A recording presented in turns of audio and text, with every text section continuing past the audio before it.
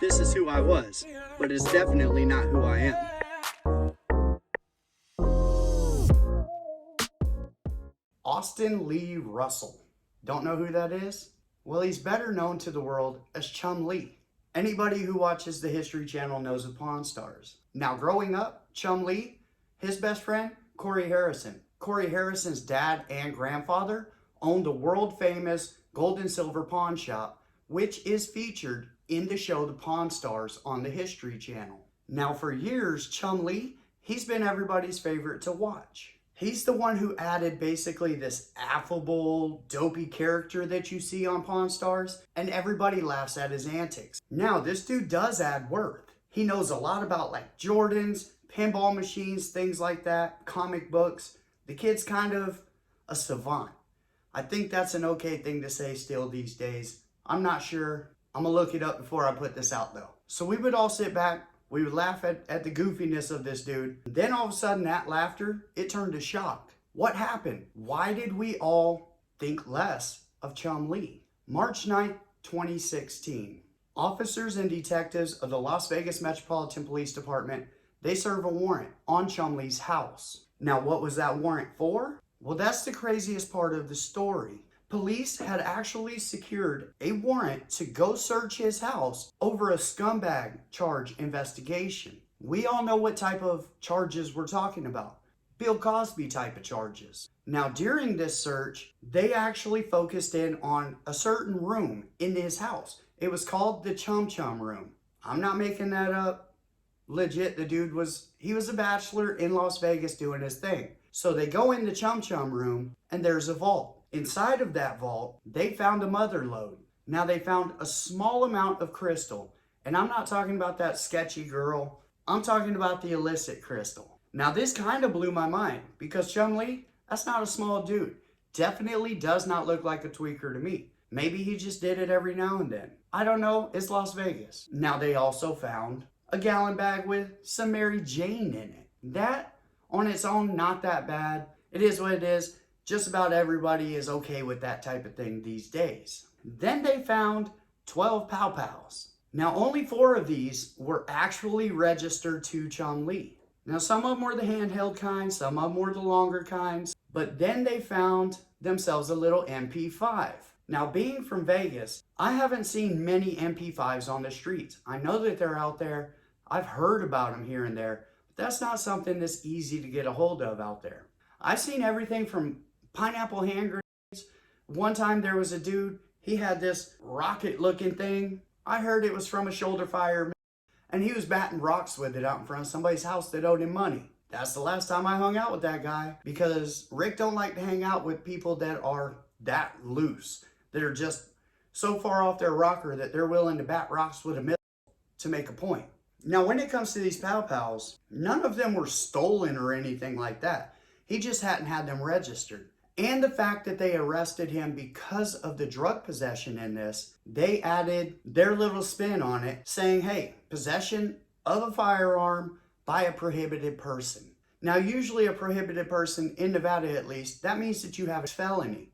Well, he didn't. But simply having drugs and a gun makes that a prohibited person. Aside from all the illicit activity, I mean, you do have a right to bear arms. Had he registered these weapons, he probably would not have gone down the way he did in this case. Aside from that, they also found Xanax and trace amounts of blow. Apparently the trace amounts in that is they actually found an empty baggie next to a dollar bill that was rolled up with a little bit of, baby powder sitting on the side of it. They charged that man with possession of coke for simply having a rolled up dollar bill with a little bit of smudge on it. That is not being in possession of anything. Trace amounts should never be a possession of anything. If you can only find trace amounts, that means that I am out of it.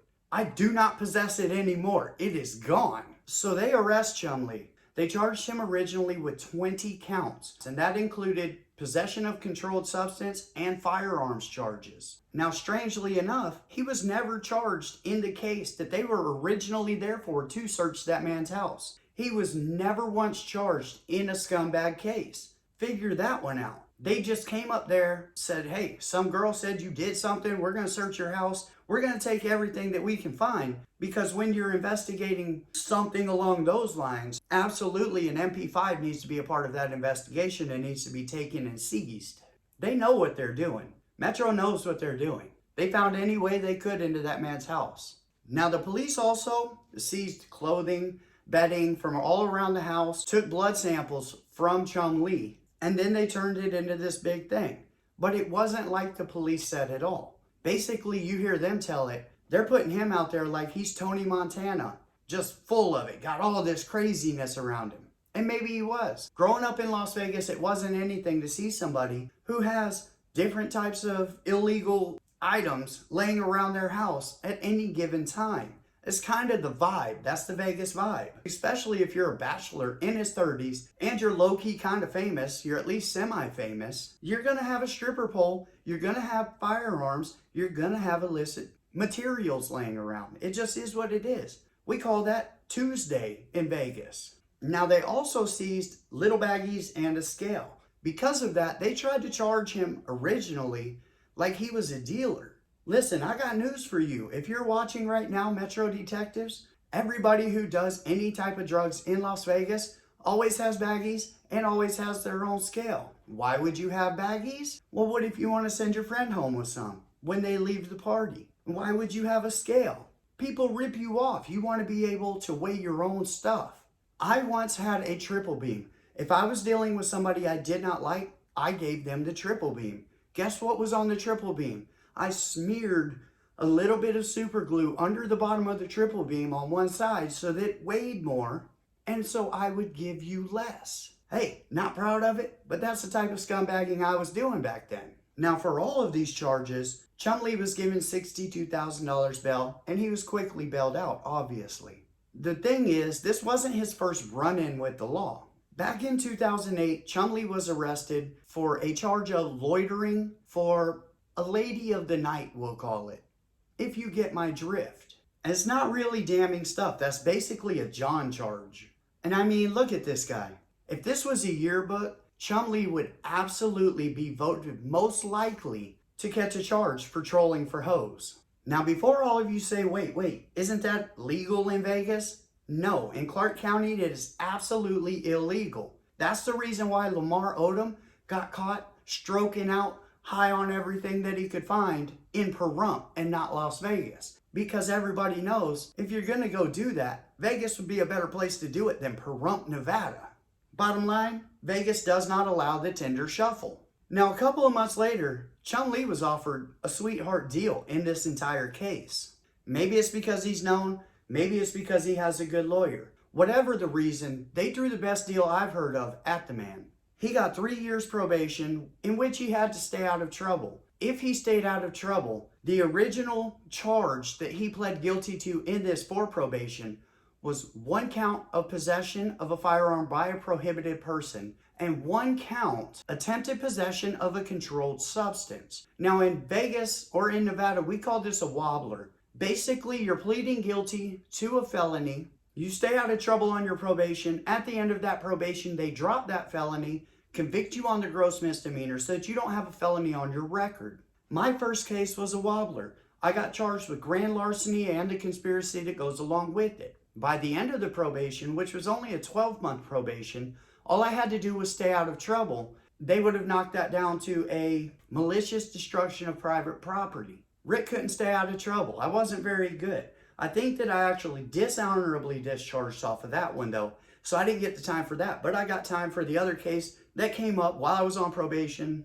doing the most. Now, if he'd have gotten in trouble, then he would have faced 2 to 5 years for the possession of a firearm by a prohibited person. So Chumlee, absolutely, he managed to keep his nose clean, and he honorably discharged off of this probation about 2 years into the 3 years probation. Come February, the end of February 2018, Chumlee was set free. He didn't owe the state anything else. Now, a part of it was they forced him into counseling, and not only did they force him into counseling, they actually recommended who he would have to go to. Now, one day I want somebody to actually look up who these people are, who these counselors are. Obviously, they're probably, I'm not going to say they are, but allegedly golf buddies of the judges or the DA. I'm just going to put that out there. Like, you can't just say, hey, I need you to go see Paul Simon over there and talk to him for the next 2 years. That's a part of your probation. You should just say, hey, you need to show that you are actually going and seeking out counseling. You can't name the actual counselor. They did that in this case. Now, he also had to forfeit all of the dope, obviously, and the Pow Pows that they had confiscated in the seas. What does Chumlee really make on Pawn Stars? It's said that he makes about $25,000 per episode. But here's the deal. When Pawn Stars was early in its beginning, Chumlee was not far-sighted at all. He sold half of his stake to Rick, Corey's dad, for $155,000. Basically, what that breaks down to is Chumlee, for $155,000, sold half of his stake, and now he makes that $155,000 in about half a year. So basically, he traded half of his lifetime earnings on the show for half a year's pay. Now, even after making that short-sighted of a blunder, Chumlee's worth about $5 million. Now, in 2017, while he was on probation, Chumlee opened up Chumlee's Candy Shop, which is right there across the street from the world-famous Gold and Silver Pawn Shop. The tourists that come and they want to see the pawn shop, guess what? There's Chumlee's Candy over there, and they sell stuff like Pez dispensers, old school stuff like Big League Chew, or, things like that. Chumlee went and got himself gastrosurgery, so he's lost about 100 pounds, so I don't think he's eating too much candy. In 2019, Chumlee went and got himself married to a woman named Olivia. They were doing good. Then all of a sudden in 2020, he scrubbed all of his social media of Olivia. Now, he hasn't come out and said anything on this subject, which is none of our business. But even a blind man can see, hey, that's the old social media divorce right there. Growing up in Vegas, what are my thoughts on the Chumlee case? Having the drugs laying around, that's no big thing. That's every day in Vegas. Them charging him for having trace amounts of something, that's bullshit. It shouldn't be allowed, but it is. Having that many weapons, though over the top, not illegal. None of the weapons were illegal except for he hadn't registered most of them in his name. Being a bachelor, 30 years old, being famous, I don't know. He was just living his life having fun. Now, as for the scumbag charges. Well, Las Vegas does not let people get away with those type of charges. That's a big fact. Had there been anything to those, he absolutely would have been convicted on them. Say any of the detectives had found any, even minor, proof that had gone on, they would have arrested him when they arrested him on all this other stuff. It's pretty eye-opening saying that they did not do anything further with that case. Now, would I mess with somebody who was actually arrested under those premises, having their house raided under a scumbag charge investigation? Well, I would need to see every shred of paperwork on it. Even then, I would still be leery of them. And I know that that's a terrible thing to say because it's well known that women see semi-famous dudes as paychecks when it comes to something like that. It's been happening more and more every day in the media. Rich guy goes out on a date with a lady. He gets it in. All of a sudden, she claims, hey, I didn't allow that. I'm going to need that money on the civil trial. I don't care what happens to you. You can go to prison forever. Then there's the flip side of that coin. There are a lot of famous or semi-famous men that just do whatever they want.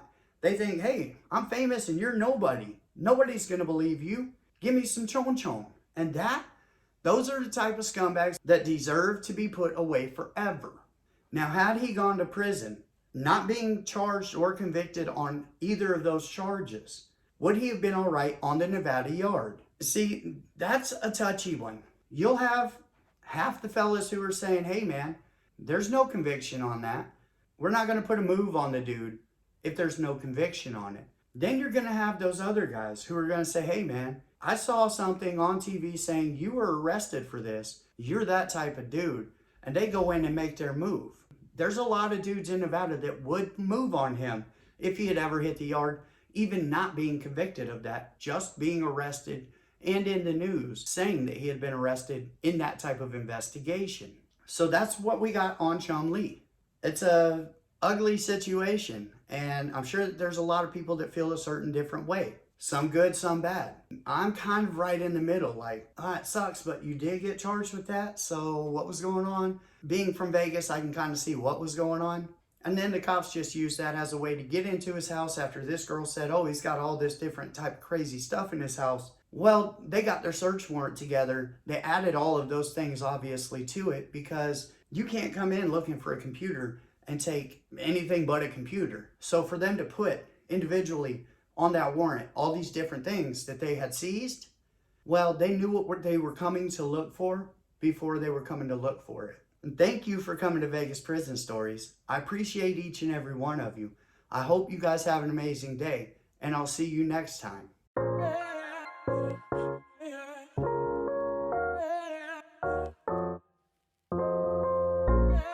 This is who I was, but it's definitely not who I am.